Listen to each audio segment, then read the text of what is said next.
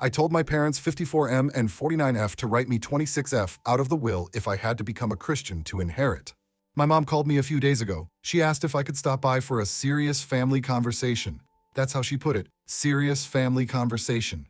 I knew better than to ask what it was about over the phone. Whenever she said stuff like that, it meant she wanted me sitting across from her. No distractions, just her with her big dramatic build-up to whatever she had on her mind. I showed up late because of traffic. By the time I got there, she and my dad were already at the dining table. They didn't even wait for me to grab coffee or sit down. "Good, you're here," Mom said, sliding this folder across the table. It was one of those thick ones that looked like it had been stuffed for years. "What's this?" I asked, opening it. "Our will," she said. Dad sat back in his chair. "We've been working on it for months. It's time we talked about what's going to happen when we're gone." Okay, but why me? Why now?" Mom said. "You're the oldest. You're responsible. We're asking you to be the executor. That's a lot." "It is, but we trust you to handle it. You're organized. You've always been the one who could take care of things when it matters." I didn't know what to say to that. I opened the folder and started reading. Most of it was boring legal stuff. I didn't get why they wanted me here just to show me this. "There's something we need to talk about before you agree to anything." "Okay," I said. "Your father and I have certain expectations for how our money will be used when we're gone. We've prayed about this and we've decided that we want our inheritance to go to the children who are aligned with God's will." "What?" Dad chimed in like this was some business meeting. "It's not complicated. If you're not living a Christian life, you won't inherit." "You're joking, right?" Mom looked at me like she didn't understand why I was upset. "It's not a joke. It's our money, and we want to make sure it's used for good." "For good. So what? If I don't go to church, I'm not good? Is that what you're saying?" "That's not how we mean it. It's about values. You wouldn't let someone take over a business if they didn't share the same goals as the business, would you?" "This isn't a business, Dad. This is my family. You're seriously telling me I have to change who I am or I'm out?" Mom reached across the table like she was trying to calm me down. "We're not trying to change you. We just want to make sure our legacy is in the right hands. You want to make sure your legacy goes to people who worship the same way you do. That's what you're saying. Just admit it. It's not about worship. It's about living a life with purpose." "Purpose? According to who? You? God? What about what I think is purposeful? Does that not count because it doesn't fit into your little box?" Dad stood up then, probably trying to take control of the conversation.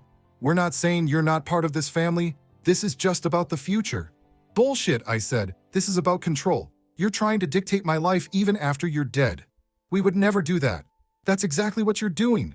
You're putting conditions on love, on family. You're saying I'm not enough because I don't live my life the way you think I should."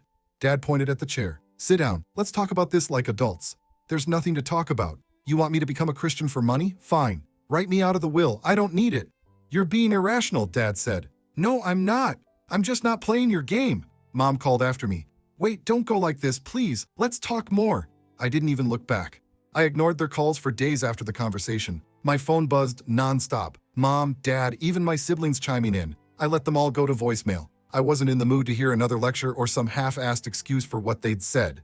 Then one morning my phone rang again. I looked at it and saw it was Mom. For some reason I picked up. "Hi," she said. "Can we talk? Just the two of us." I wanted to hang up, but she kept going before I could. "I'm not calling to argue. I just want to talk. Please, will you come by the house?" I don't know why I agreed, but I found myself driving over there later that day. When I got there, she was waiting in the living room. No Dad. That alone felt strange. "Where's Dad?" I asked. "He's out running errands." I thought it might be better if it was just us. "What do you want?"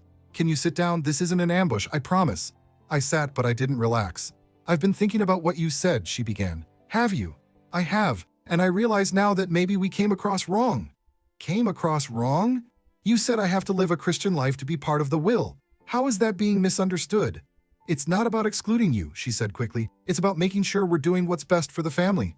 "That's the same thing you said last time. You're not explaining anything new." "This isn't about control, it's about values. Your father and I—" There it is again.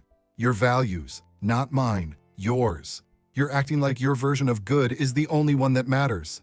"That's not what I meant," she said, but I didn't let her finish. "It doesn't matter what you meant. What matters is what you're doing. You're putting conditions on love, on family. You're telling me that because I don't believe what you believe, I'm less deserving." She stayed quiet for a moment, then said, "We don't see it that way."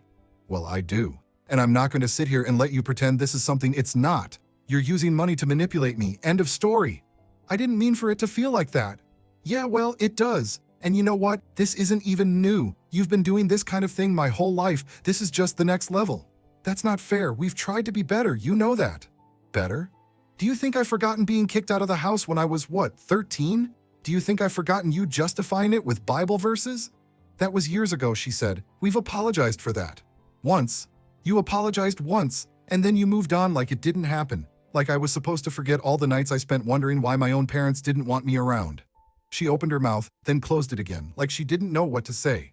Look, I said, I don't want your money if it comes with strings. Write me out of the will. I don't care. But don't act like this is some noble thing you're doing. It's not. Wait, can we take a step back, please? Why? So you can try to explain it away again? No thanks. I'm not trying to explain it away. I want to understand why you're so upset. Why am I upset? I repeated. Seriously? You've known me my whole life. You know what I went through, what you put me through, and you're standing here asking why I'm upset? I don't know what to say to make this better. There's nothing to say. You've made your decision. I've made mine. Let's just leave it at that.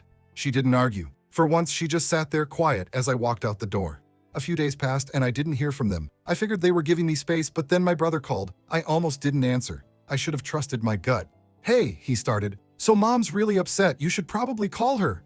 What for? She already said her piece and I said mine. There's nothing left to talk about. Come on, she's your mom. She didn't mean to hurt you. Then she shouldn't have said it. You're being stubborn. And you're acting like this is no big deal. It's not that deep. They just want to make sure their money goes to something they believe in. Why is that such a problem for you?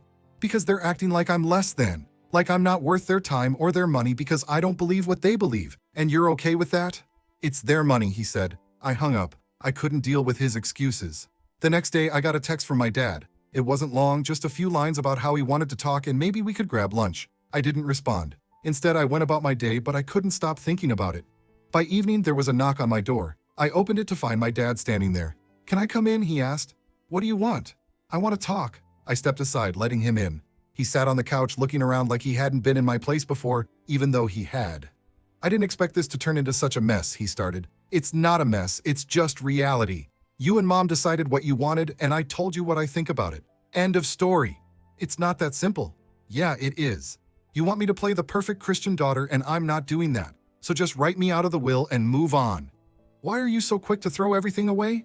This isn't about forcing you to be someone you're not. It's about making sure the family's values are honored. Values. You keep saying that, but what you mean is control.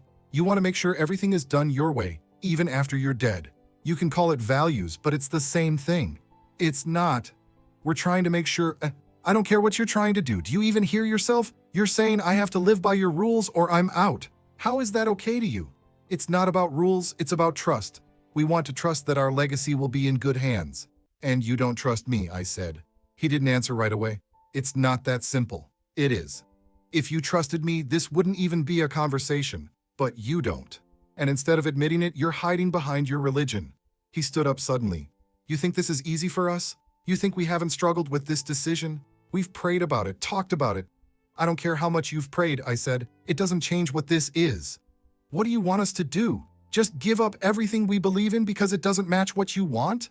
I want you to treat me like your daughter, I said. Not some stranger you have to judge, but if you can't do that, then fine. Go ahead and write me out. Just stop pretending this is about anything other than control. He looked like he wanted to argue, but he didn't. Instead, he walked to the door and opened it. Think about what you're throwing away, he said before leaving. I didn't respond. I just locked the door behind him. I didn't hear from anyone for about a week after Dad left my apartment. No calls, no texts. It was almost peaceful. I didn't have to argue or defend myself, didn't have to listen to excuses about why they thought they were right. I thought maybe they'd finally gotten the message. Then Mom called. Can we talk? She asked. We've already talked. This is different, is it? There was a long pause before she said, please, just come over. I showed up at their house a few hours later. Mom was sitting at the kitchen table with 2 cups of tea already set out. Dad wasn't there, which immediately made me suspicious. Where's Dad? I asked. He's at work, she said. This is just between us. I sat down but didn't touch the tea. What do you want to say? I've been thinking a lot about everything you've said, about how we've handled things. And? I think we might have gone too far, she admitted. Might have? Okay, we went too far. We weren't thinking about how this would make you feel. We were only thinking about what we thought was right. And what changed? I've been reading some of your old essays, she said. The ones you wrote in high school. The ones we didn't listen to. That caught me off guard. Why? Because I needed to understand. I wanted to see where we went wrong. And? You were right. Back then, you were trying to tell us how much we were hurting you, and we didn't listen. We thought we knew better. You did know better. That's the whole problem. I'm sorry. I don't know how to fix this. Start by treating me like an adult. Stop trying to control me with money. That's a good place to start. I can't speak for your father, but I can tell you that I'm willing to have that conversation. I don't need a conversation, I said. I need action. She reached across the table, but I didn't move to meet her hand. I don't want to lose you over this. Then don't. We sat in silence for a while before she finally said, "What would you do if we changed the will? If we took out the part about religion?" "I don't know, maybe I'd believe you're actually trying." She nodded again, but she didn't look at me. When I left, I didn't feel any better. It felt like the same old story. Words without actions. I didn't expect anything to change. A few hours later, my brother called. "What did you say to Mom?" he demanded. "Why?